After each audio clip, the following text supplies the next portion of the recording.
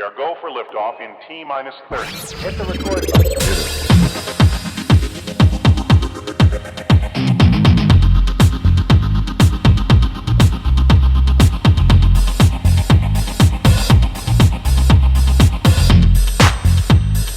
Gosh, that's swell.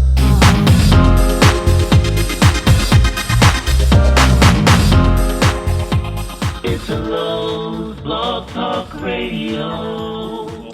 Welcome to Italo's Black Talk Radio. This is Italo speaking, and I have my next guest is already on the lobby. Can you please introduce yourself? Oh, Hello, first of all, sorry. Yeah. I have to do this, right? You cannot see it. Oh yeah, you see it. All right.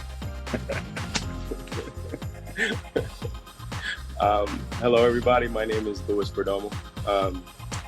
I don't know what to say about myself. I don't carry a lot of labels. But I wanted to tell you this thing, which I wrote down. I wrote down in my notes because I commented on a TikToker, and her name was Victoria. And my thing is words. I love words, and I love names. And I'll explain something about my name later on. But her name is Victoria. And I wrote down on the comment, I wrote, I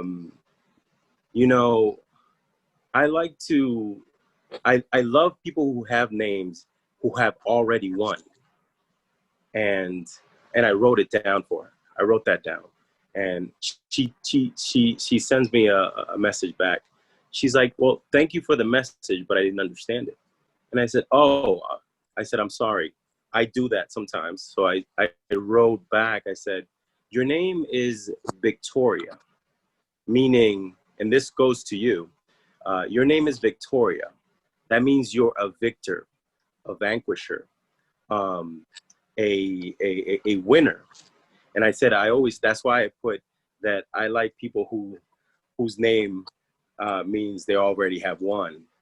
And I said, not only are you a winner, but you are also a creator, in the sense that your name is Victoria. The A at the end is a feminine, meaning that you create life. So not only are you a winner, but you're a winner that creates life. And it touched on me. It touched on me because I'm like, today I'm talking to Victor here. I said, Okay. okay. I see the dots. You see that? I always come back to that. I always do that circle thing that it comes back. And that's why it relates here to you. Because and that's the thing. I love names. I love words. And I always tell people this, and they get sort of a bit confused about it. And I say that my name, I'm Spanish. So, I'm from the Caribbean. I'm from Dominican Republic.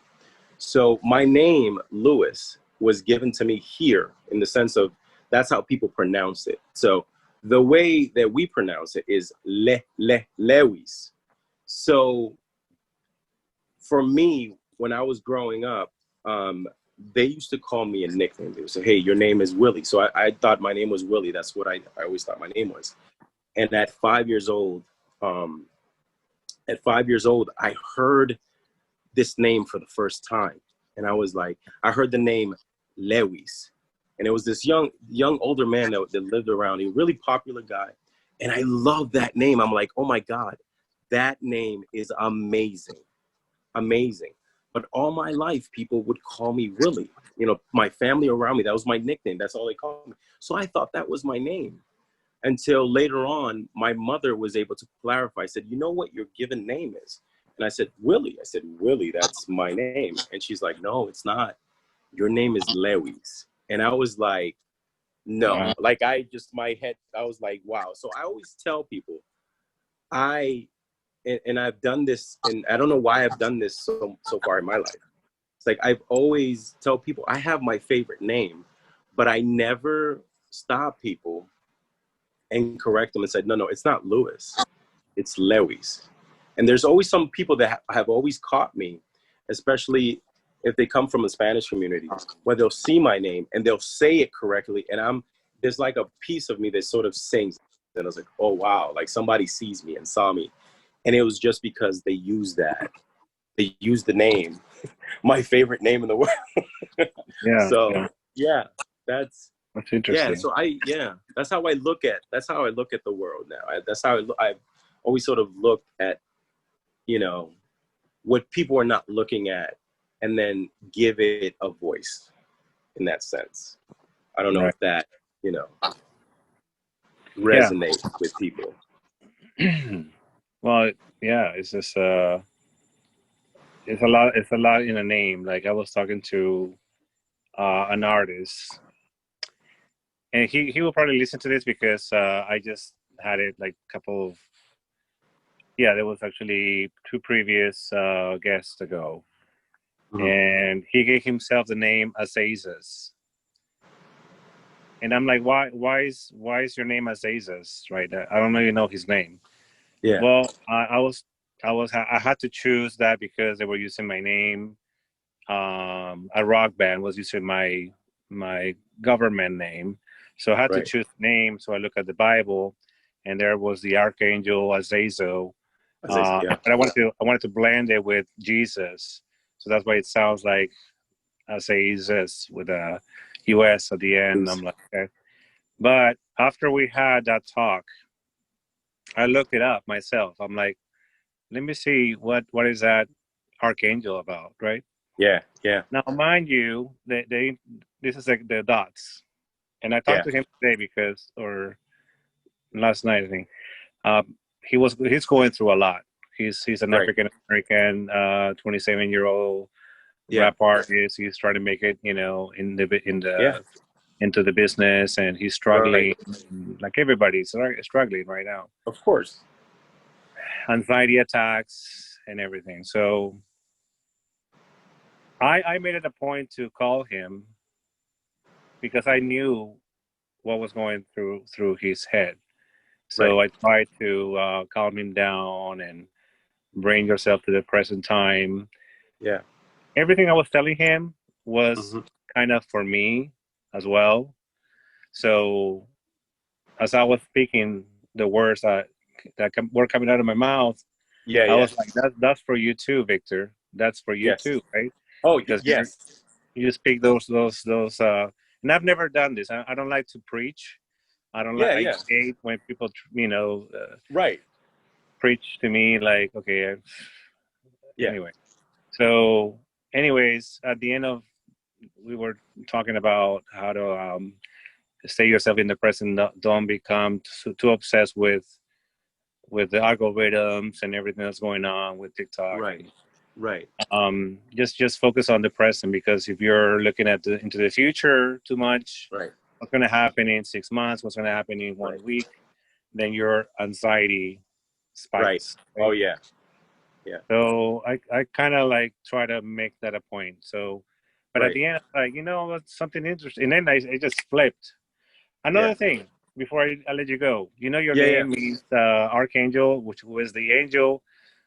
The one angel that is destined to take us from this realm to the next is the angel of death. Now, another thing, and I connected another dot. I'm like, in your song, it's called the Reaper, which is the Grim Reaper. And at that point, I'm like, did I just do that? I'm like, and he was like, I never connected those dots before. Right.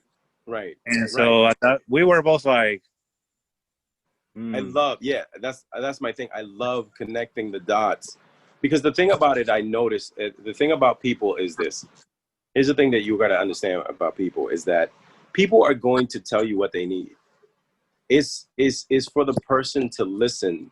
Everybody knows what the solution to their problem is. The problem is that they don't have anybody to bounce it. They don't have somebody to bounce it off with. Today, you know, during Joe's live, there was this young lady who was saying, listen, she's like, you know, she's like, Joe asked her, are you like what's your background? Are you like a therapist or something like it? She's like, no, but I always wanted to be. And I'm like, she's like, you know, sometimes people are paying like $250 for therapists and all this other stuff. And I'm sitting there, I'm like, because to me is like, I'm yelling out, I'm like, listen, I would pay $250 to talk to you, because what you're doing is you're doing exactly what a therapist does. And they listen, because they listen, and they you tell them the solution to your problem. The problem is that you don't trust yourself enough to do those things in order to make yourself better, because you're saying to yourself, like she said to herself, I'm not qualified to be a therapist. It's like you're saying that to yourself, because if you're saying some good advice and it's coming out of you, you don't trust it because it's coming out of you. You're saying you're not qualified. I don't have that piece of paper, so I'm not qualified. So that's what you know, these type of things do. They validate your value. They validate that what you're saying makes sense and what you're saying is true. The one thing that I always say to people is, if you can find a friend, right, that you can be honest with, that you can be vulnerable with, that person does not judge you and they're there to support you, that's like that's a best friend. That is a person that you should value, because if you have that type of person in your life, you'll never need a therapist, because everything you need, they're going to call you out. They're like, no, what you're doing is wrong. I'm going to let you know. I'm not going to hold anything back, because sometimes people, you know, people get used to getting those people that are yes, yes, yes. It's like, no, I get it. I want somebody to be honest with me. I want somebody to say, hey, listen, I heard what you say, but I think this is what I always know of you. But I still, if you go the other way, I still will support you. I'm not going to judge what you're doing. I'm always there for you. So if you can have a person like that in your life, you don't need a therapist. You don't need all these other people. But I appreciate therapists, because they take the things that we do normally and they make it into a science where, oh, okay, you're this, this will help you out. Let's try this therapy. I think it'll work out with you. So if you have a best friend that can do that, that can hold all those values, it's like a therapy session. Everybody needs that in the world. Everybody needs to talk to somebody, no matter what. That's why for me, I always offer myself to be like, okay, yeah, okay, let's talk about it. Let's, you know, and that's why I love the fact that we can talk about Joe and we know what we're talking about, because he opens up a space for people who didn't have a voice. You gotta understand that a lot of the people that are there, that's why I always, like, when I'm there, I sort of want to stop myself from, you know, texting him, because I'm like, am I taking time for somebody? I'm like, no, I'm not. If he's calling me, he's calling me.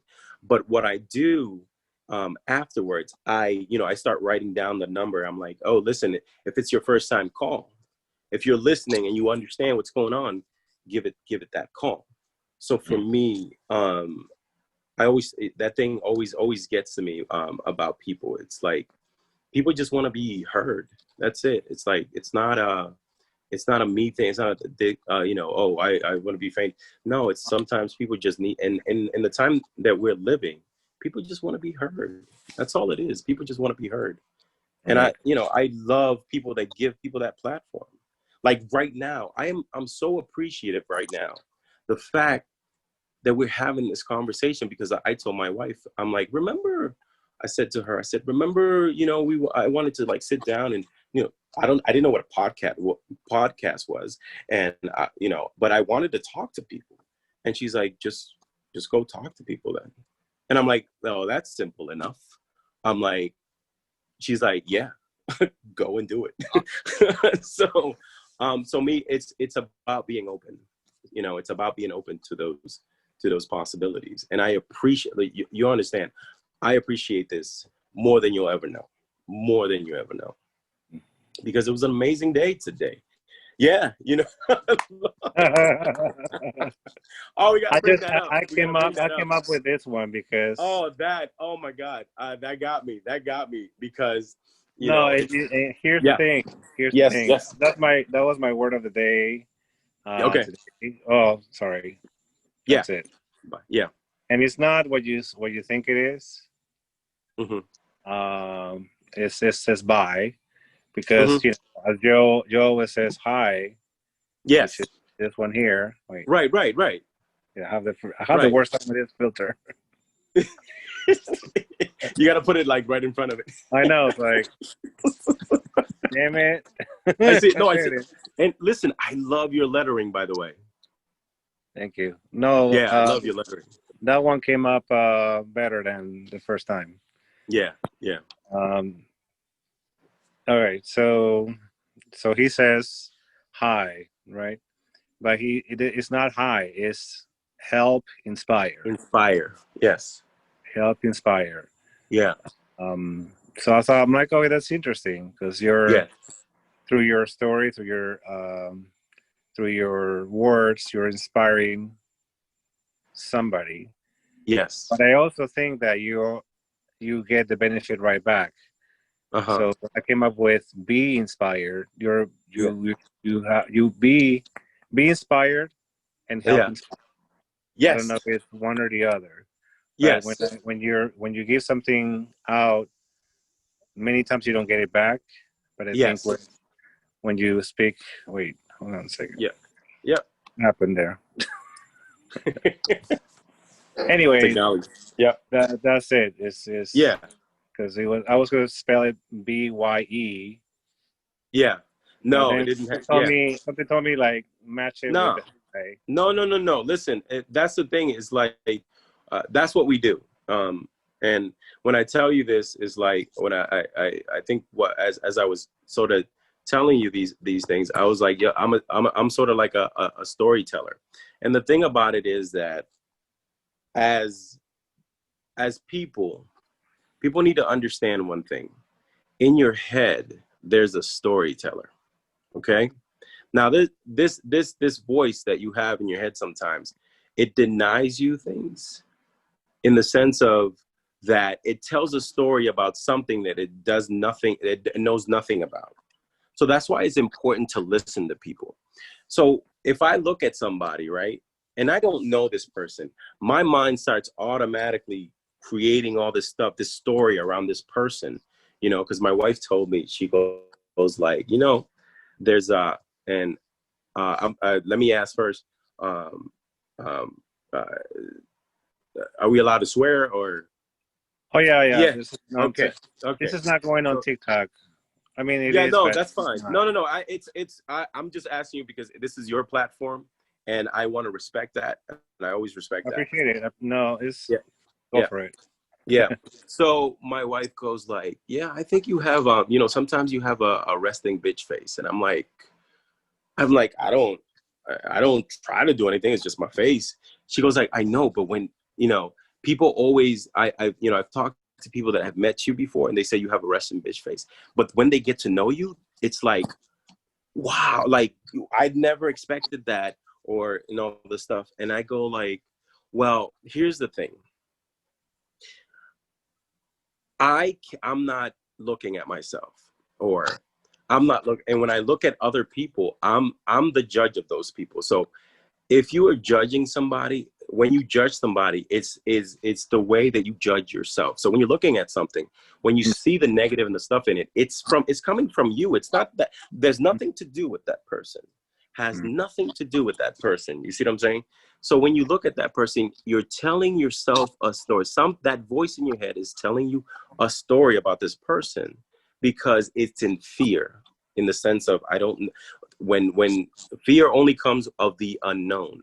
So in your head, you're like, oh my God, this person looks like he looks like he might do something wrong, or he looks kind of funny, or he might do something, or they might do something, or she's kind of looks like this.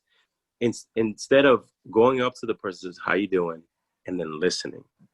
And then when you listen, that voice goes away because all that clearing. So you're prejudging the person before you get there if you just make that story. But if you just go up and say, hello, how you doing? Introduce yourself. And then just start talking. You're like, oh, wow, I had it all wrong. And it is that phrase. I had you all wrong. It's like, what do you mean you had me all wrong? You had a whole conversation about me and I wasn't even part of it. So in that sense, we do that to ourselves. We're, you know, and we do that more to ourselves more than others. We do that to ourselves. We have a tendency of stopping ourselves, you know, from anything. We are our worst critic. We are the thing that stops us. Don't let somebody tell you, well, this person, they stopped me from becoming this and this and that. It's like, no, determination and all this stuff. It's like you there was something that said, yeah, you know what? Well, we just give up right here. And that's it. I was like, no, it's about, in the sense, it's about you and what you do with it. Because, you know, going back to people worrying, like you're saying, oh, people are worried. You know, the guy, the rapper you were talking about, he was worried about, you know, oh, am I gonna get all this? Am I gonna get all that? Or somebody told me that you only worry 2 times: when you think about the future and when you think about the past. That's the only 2 times you worry. You never worry when you're in the present moment, because in the present moment is where all your energy is being released. You understand?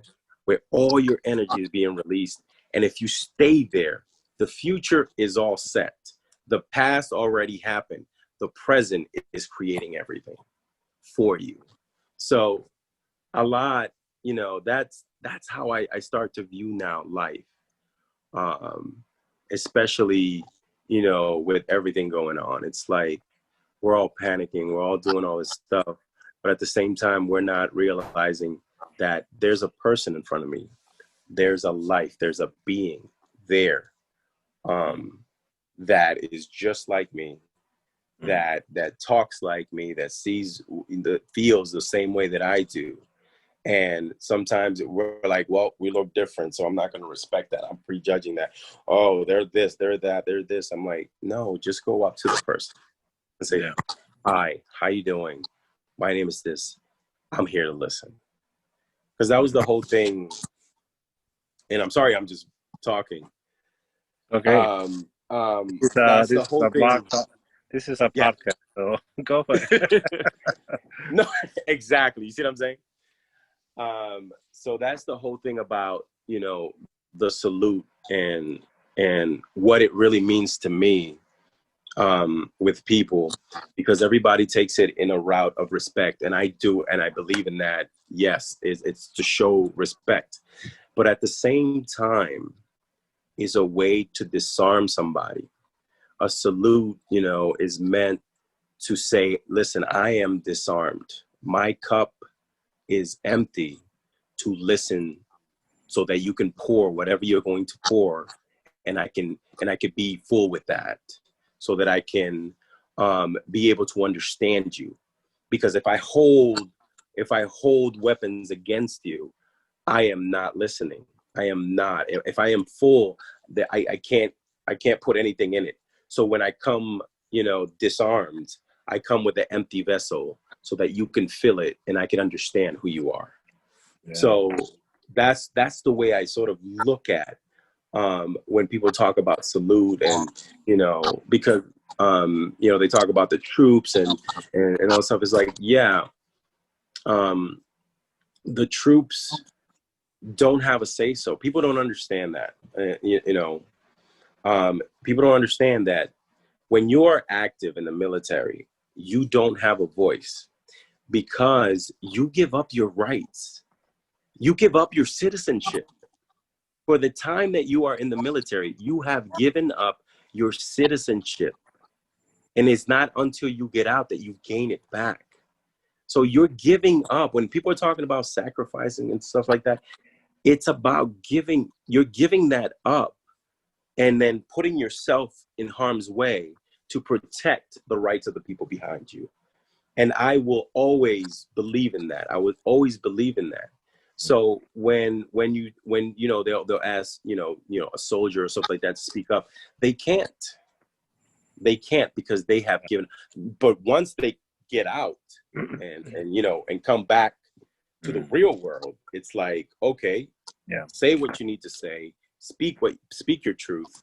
Well, Because that's another interesting thing, because I do have some friends that Mhm, are veterans, and mhm, they created this podcast too. It's called yeah, Foxhole Stories, yeah, or actually called Foxhole Fox, Podcast. yeah, yeah, And yeah, I don't know if you heard it, but it's basically it's new. It's just started a couple months ago or 3 months yeah, ago, and they yeah, talk to one on one. They talk to veterans, right, and but they have to break the veteran to talk, because it's not easy. It's not easy for them to just pour and pour. They don't want they have this shield yes. where So they yeah, cannot reveal what went mhm, on, because they yeah, otherwise that's being, that's betraying the country, or betraying right. the platoon or So whatever. in that sense, it's like breaking the code. So it's a brotherhood in the way you look at it. Yeah. Being in the military, it is not, and I should stop, calling it in the sense of a brotherhood, because it's a family. Okay, you become a family, because there's not just men in the military. Okay, so that's why I say it's a family. And you want to take care of your family. It's like in law enforcement. You want to take care of your family, and I understand that. I get that. So I always go back. I always go back to the movie. Uh, now Saving I'm blank. Private Ryan. No. I'm going back to the one with Tom Cruise. You can't handle the truth. Oh yeah, that's Uh, is it a few good men? Is it a few good men? I feel the band. Yes, A few good men. So Jack um, Nicholson. Yeah. yep, exactly. So in the movie, like, the most important part of that movie was not him, sort of, not him, not that line. It's not, that the line became the movie. Like, he's asking him, did he order that? Did he order it? And he knows that he ordered it, and he ordered it in a sense of trying to protect the country. He was trying to, but he's saying I had to say that order, because what we do, right? What we do is to protect the country. The ugly, the ugly and the terrible. Nobody wants to see that, but we have to see it. We have to endure it. So I can't have something weak.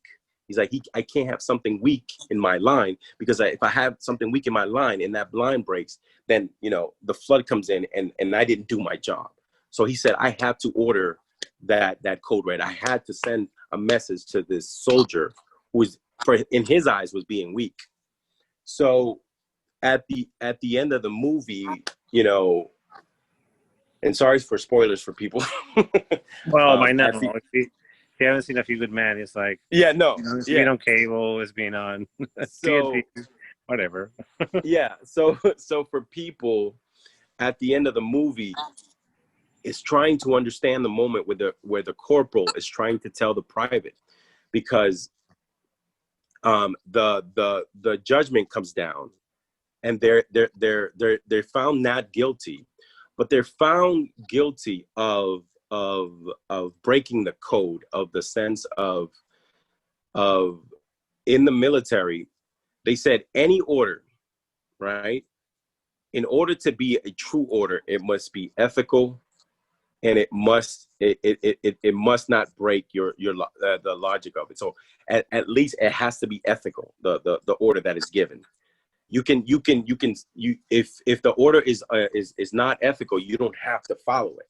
If it doesn't make any sense, if it doesn't follow the protocol, you don't have to follow it. Just because a higher official sends it, it has to have that ethics in it.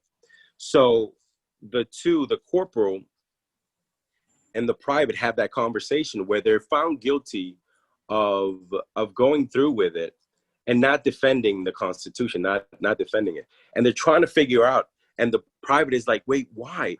He's like, why are we guilty? Why? I mean, we did our job. We followed orders. And he says to them, yeah, we followed orders. But the person that we were supposed to protect, and I think the person, and here's the circle, right? Here's the circle. He goes, the person that we were supposed to protect was Willie. He's the weak one. We needed to protect him. That's what we needed to do. We needed to protect him, and we failed him.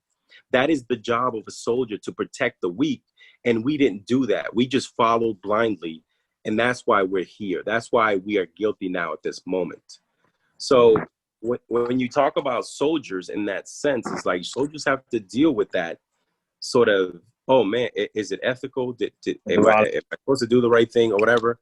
But it falls into the family and like, oh, wait, now the family has become more important than the ethics of it, of saying, well, you did wrong. They always teach us, they always teach us, hey, listen, when you do wrong, say that you did wrong. Accountability for me is a very important word. So accountability for me is a big word, because if you're accountable for something, you just, it's admitting it to yourself and say, I made a mistake. Mm-hmm. And mistakes are where people learn. But in the military, you could be like, just like in law enforcement, sometimes they'll go, well, the family comes first, and we can't make it look like we're weak. That's what they have to protect each other. Yes. Instead of being a snitch. Right. Because the way they look at it is this: is if one of us looks bad, then it makes all of us look bad.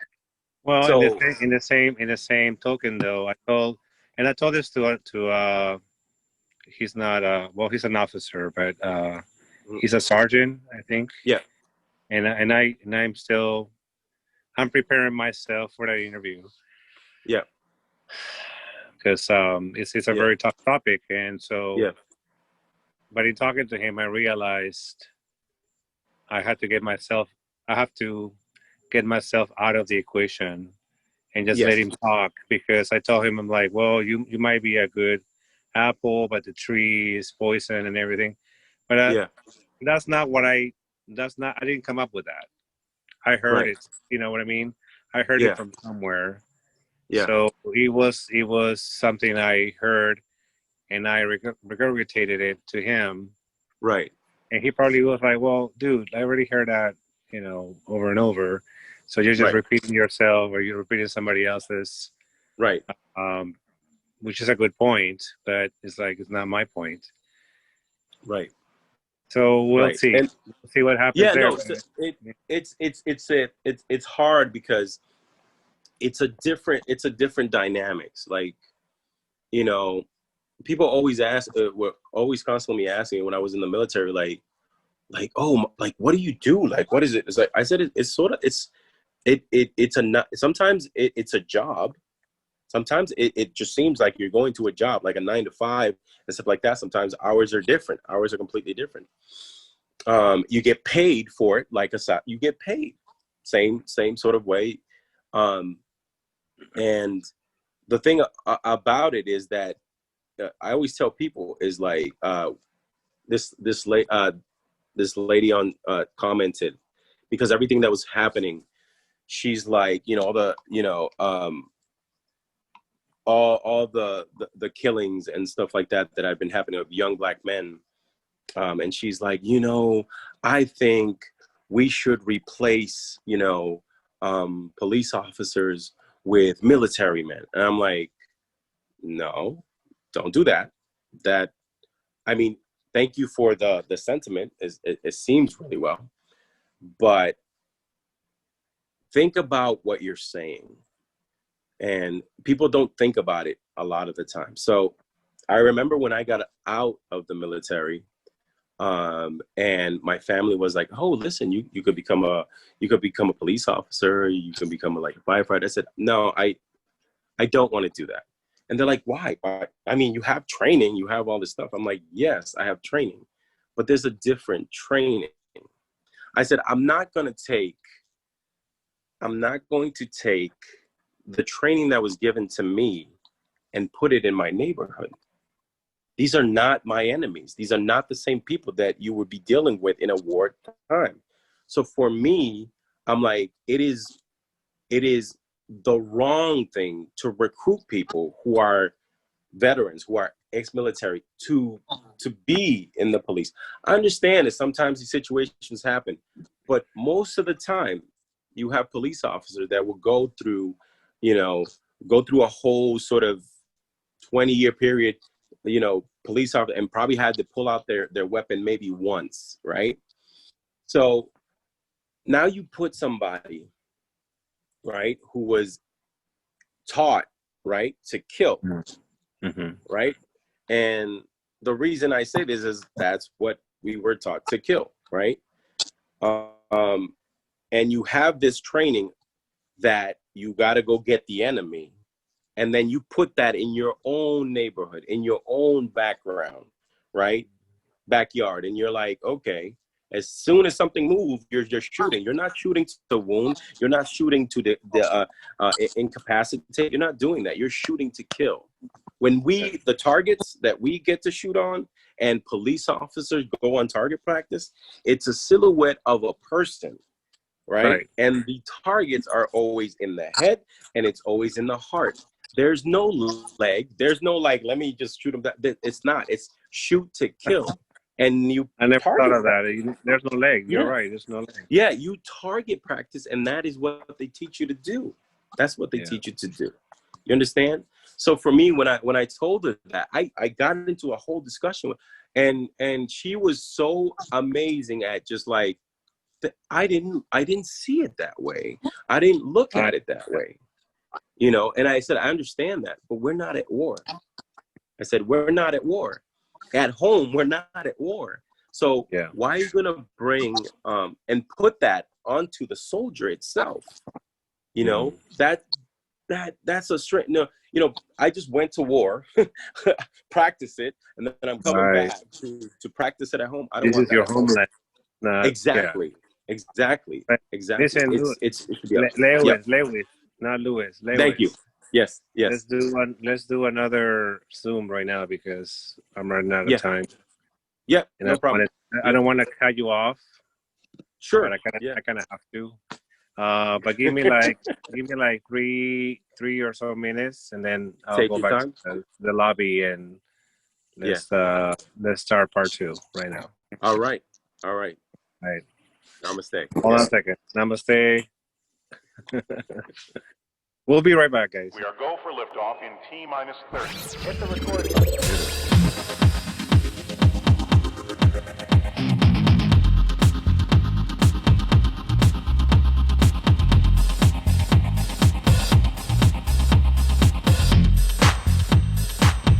That's swell. Lord, don't tell me you didn't record anything. I did not record at all. That's okay. Jesus Christ. No, that's okay. Let's do it. Let's do it right now. All right. This is like a blooper. Like I did not hit record. That's okay.